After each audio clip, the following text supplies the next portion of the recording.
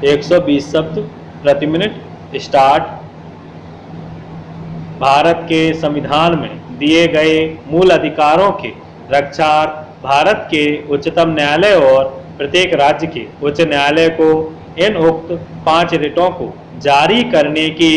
शक्ति भारतीय संविधान में दी गई है। किंतु हम जानते हैं कि आज भारत का निर्धन व्यक्ति अपने मूल अधिकारों की रक्षा कराने के लिए उच्चतम न्यायालय में नहीं पहुंच सकता है। इस प्रकार भारत के गरीब व्यक्ति के मूल अधिकारों के लिए रक्षार्थ की गई वर्तमान संवैधानिक व्यवस्था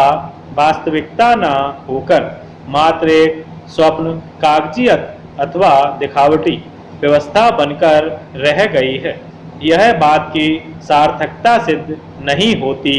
है। अतः मेरा अनुभव है कि जिला जज को भी मूल अधिकारों की रक्षा, आदेश, निर्देश और रिट जारी करने की शक्ति प्रदान करने वाली विधि तत्काल पारित की जानी चाहिए। अब इस बात की आवश्यकता महसूस हो रही है। यह संसद या भारत सरकार जिला जज को मूल अधिकारों की रक्षा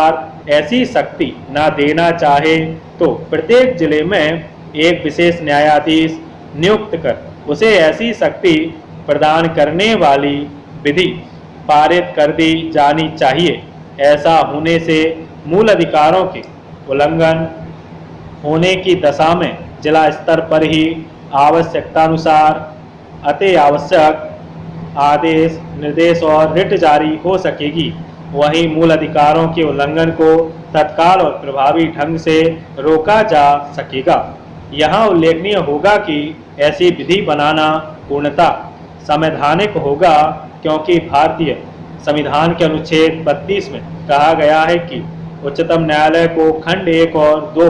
द्वारा प्रदत्त शक्तियों पर प्रतिकूल प्रभाव डाले बिना संसद उच्चतम न्यायालय द्वारा खंड 2 के अधीन प्रयोग किन्हीं अथवा सभी शक्ति का किसी अन्य न्यायालय को अपनी अधिकारिता